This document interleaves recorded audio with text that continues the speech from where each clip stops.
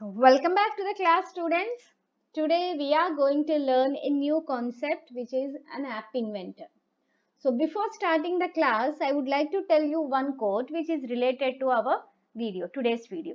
Means, so here is the quote: the expert in anything was once a beginner. Is it true or not? Anybody, either he or she, they are expert in something. Previously, they were beginner. Once they were beginner, later that they will become an expert in anything. So like that, let us start with app inventor as a beginner and became as an expert in mobile application development. Okay, so let us start with the app inventor as a beginner and become an expert in mobile application development. Understand? Now let us start the topic without wasting any time. Now let us see what are the topics we are going to cover today. The topics which we are going to cover are App Inventor Introduction, next one about Design Layout, Blocks Editor and Emulator briefly. Now let us see the first point. MIT App Inventor is a web application integrated development environment originally provided by Google. So MIT App Inventor is a web application. It is basically integrated for the development of environment. This MIT App Inventor originally who is provided? Google. And now it is maintained by MIT. What does it mean by MIT? What is the full form of MIT? Means Massachusetts Institute of Technology. So originally it was provided by Google and now it is maintained by MIT. So what MIT is going to be do, let us see. MIT Inventor allows you to quickly and easily create applications or apps. So Inventor allows you to do very quickly and very easily. You are going to create an applications or an apps. For what purpose you have to create an applications? For the purpose of Android smartphones and tablets. So you want to create any application, you want to create applications for the smartphones or tablets, you go with the help of App Inventor. So definitely you might find it surprising, without having any programming experience, you will be creating an applications with the help of App Inventor, right? It is not necessary to have prior programming experience or knowledge to create applications. So want to create an applications, you need not have any prior programming experience or programming knowledge in languages. With the help of App Inventor, you can create an applications for Android smartphones. App Inventor was created especially for beginners who have never programmed before. Means that person doesn't have any knowledge in languages like C, C++, Java. What those are comes under high level language, who have never programmed before. That beginners will going to be create an applications with the help of App Inventor. So definitely you might find it surprising that with no previous programming experiences, you can learn to create apps for smartphones or tablet. Perhaps you have heard that you need to know a lot about programming in languages such as Java to create mobile applications, right?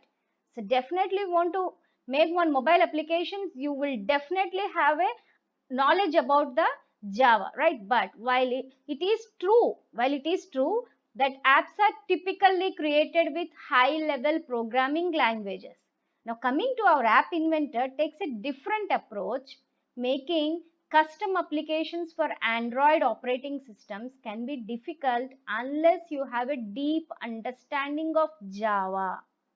MIT's App Inventor removes that barrier by providing an easy way to use drag and drop style of coding to app development. Instead of learning high level programming language such as C, C++, Java, so very simply the App Inventor takes you to create an application in the form of only drag and drop style of coding blocks. With the help of coding blocks, you are going to create an application. You are going to create an applications for especially for smartphones or tablets. You use a standard computer. Compulsory with App Inventor, you have to take one standard computer like Windows PC, a Mac or a Linux system. For what purpose we should call standard computer? We should take because to create an application with the help of App Inventor, and with by using one standard computer you are going to create one application. So after creating the application you want to see the output, right? So for that purpose you have to connect a supported Android smartphone, either a tablet.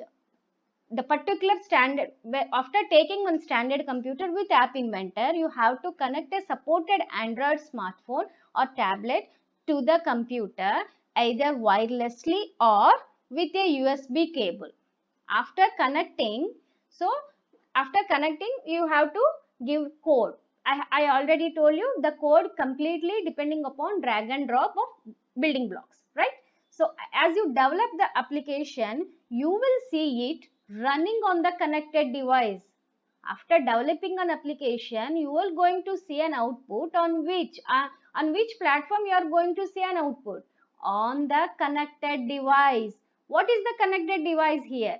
Either it could be a it could be a smartphone or it could be a tablet. What device you are connected to the particular standard computer? It could be a smartphone or a tablet. Your output is going to be presented on smartphone or tablet. Clear? Now I hope you understand the concept. Still, if you have regarding the concept, still you have any doubt, please comment in comment section. I will be clarifying your doubt as soon as possible. With the help of the screen designer, you are going to be create an applications visually. So let us see what is the screen designer here. What are the things are included in screen designer? When you create an application with App Inventor, you will use the designer to create a application screen, as I told you before, right? When you want to create an application, particularly with the App Inventor, you will use a designer to create the application screen. The designer is organized into the some of the columns. For an example, see here, this is called as palette column, and here designer column, and right side you can see properties column, and downside you can see viewer column. Let's take a closer look at each of these columns. Now let us see. First I'll start with the palette column. The leftmost column in the designer is known as the palette column. The leftmost, can you observe here palette? The entire leftmost column in the designer is known as the palette column.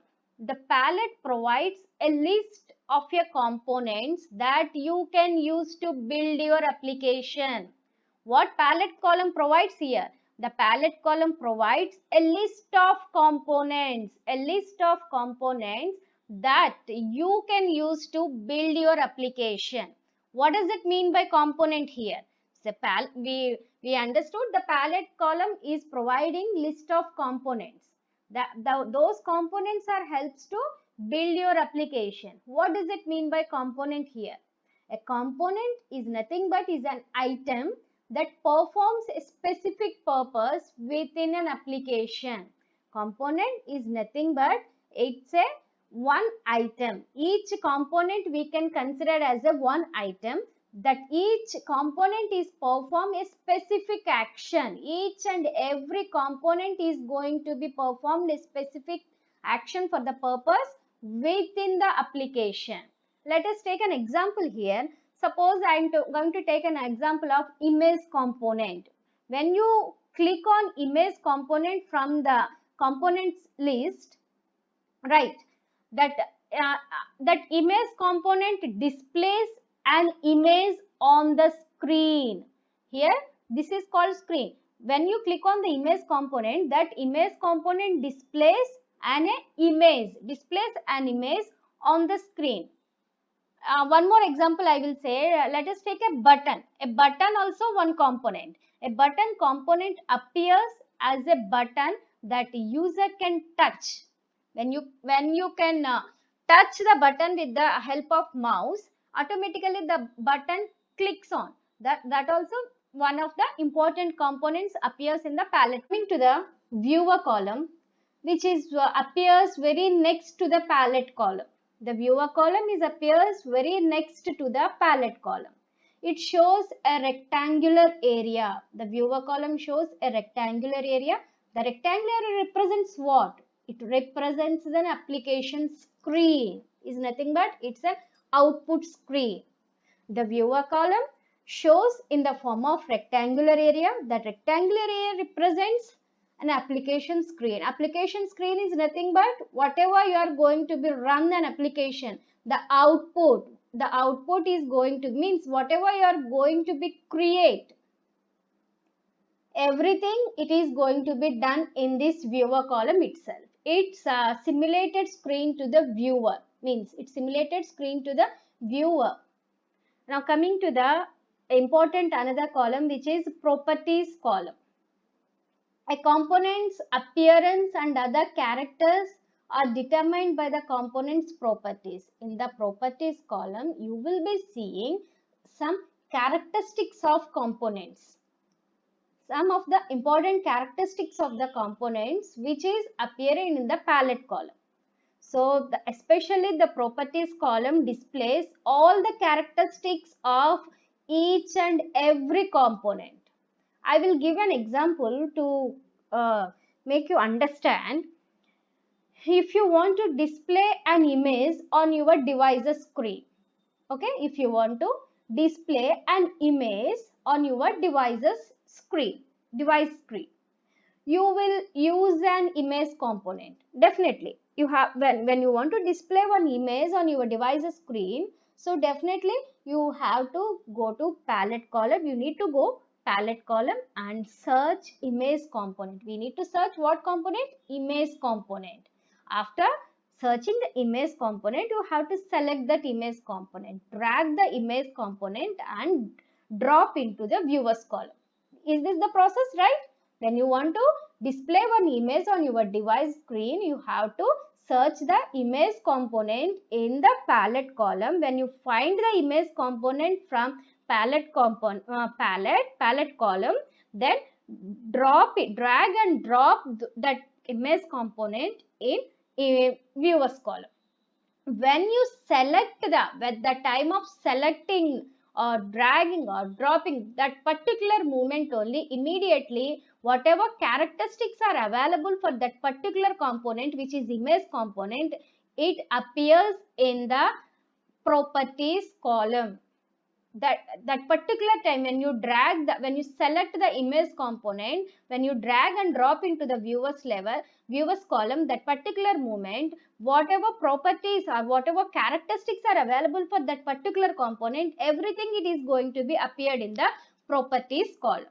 All you need to do, just you set the properties of that particular image component and see your image. That's all. More important note here I need to say, whenever you want to open screen designer, for that purpose you need to click on the designer button, which is available on the right topmost here. Designer button, it is there, so which is available right topmost. When you click on that design button, you will go to the designer page.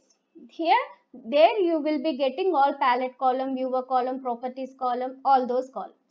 Clear? Now one more window, that is called as blocks editor. So blocks editor is also one of the important window, comes under app inventor.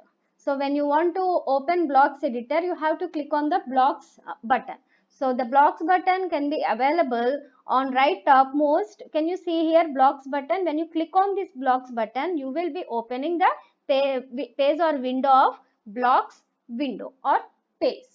So the blocks editor appears in its own window, means the designer window is separated from to the blocks window. So if you want to go designer window, what we have to do? Just click on the right topmost designer button, then you will go to the designer page. When you click on the blocks button, you will go to the blocks window separately. So what is the use of blocks window here? So the blocks editor is nothing but where you are assemble code blocks that perform actions. When you assemble the code blocks, those code blocks are going to be perform one action. That action leads to an running an application, right or not? Right? So the blocks editor is nothing but where you assemble code blocks that perform actions, right? A code block, you can also called as a simply you can called as a block, is nothing but it just something look like a puzzle piece. Can you observe here? This is called as a code blocks, is just something look like a puzzle piece. App Inventor provides numerous blocks that represents actions and data. So that App Inventor provides number of numerous blocks, that all numerous blocks are represented actions and data which performs one applications. The blocks are shaped in such a way that you can snap them together and to make a program. Why? All the blocks are shaped in this way, means in such a way. For what purpose? To snap all together and to make a program successfully. Clear? Like coming to the, when you drag blocks into workspace, I have to tell one thing here. Can you see here, open this entire page is called as a workspace. This entire page is called workspace. Here workspace provided for, especially workspace provided for assembling blocks. Whatever blocks you are going to be assembled, those are going to be assembled in one place. That place is called as a workspace. You drag blocks onto the workspace and snap them together and to create a program statements. Right. So you drag the blocks. Where you are going to drag the blocks? Here in left side we have a built-in blocks are here, built-in drawers. From here you have to drag the blocks and place it on the workspace and snap together and to make a one program. That's all. For this no need to know the Java language, no need to know the C language. Just you drag the built-in blocks from the left side blocks column and just place it on the workspace and snap together and create one application. The column on the left side of the blocks editor provides access to the blocks that you can use. Whatever you are going to be used, all the blocks are provided in the left side of the blocks editor. Let us see what are the categories are available in the blocks editor. We have a control block, logic block, math, text, list, colors, whatnot. So many blocks are going to be appeared in the blocks editor. For an example, when you click on the math block, you just want to click on the math block. Immediately when you click on the math block, a drawer containing various math blocks open. Number of math blocks is going to be open when you click on the math editor, math block. When you open the drawer, you can click and drag a block onto the workspace. So when you click on the drawer, you will be seeing number of blocks available under the math block. So whatever block you need, particular block, whatever you need, that particular block you just drag from the built-in blocks and then drag into the workspace and snap together number of blocks and you will make one application. That's all about the blocks editor. In this video especially I am giving a brief introduction about what is an app inventor, what are the pages or what are the windows are available in App Inventor. In the coming videos, definitely I will be explaining each and every component, each and every block via practically. Clear? Now coming to the another important, which is emulator. So what is the purpose to call emulator here? If you do not have a supported Android device to connect to your computer, means if you do not have a supported Android device to connect to your standard computer, as I already discussed with you starting of the video when I start the video. So with App Inventor, I just reminding you with App Inventor, you use a standard computer. You use a standard computer like Windows, PC or Mac. I told you na. For that, for what purpose we are using standard computer with App Inventor? To create an application, right? You have to connect also a supported Android smartphone to the particular standard computer. For what purpose? To see the output. For an example, if you don't have any Android smartphone or Android tablet with you to connect your computer, on that note, App Inventor is going to be provides an Android emulator that runs on your computer. So instead of, if you don't have Android smartphones or tablets to connect to your computer, so how can you see your output? How can you run your application? So this is this is going to be provided if you want to see an output without having Android smartphone or tablet. App Inventor is going to be provides an Android emulator. This is called emulator that runs on your computer itself. That runs on your computer itself. The emulator, what you want to know how, what is the emulator? So on the right side you can see that this is the emulator picture. It is just simulated like Android phone. This emulator is similar to your Android phone. As you are using App Inventor to develop an app, the app appears and runs on the emulator screen. If you do not have Android smartphone or tablet, all the applications what you are going to be created in App Inventor, every application is going to be runs on the emulator screen, is just simulated like an Android phone. Clear? So you can definitely will have one doubt. However, it's just look like a Android phone. Does this does this all whatever Android phone can do operations, all this emulator also can does or not? No, never. It is limited. This emulator is limited. For an example, it does not have a GPS sensor to report its location, and it cannot also make a phone calls. It's simulated.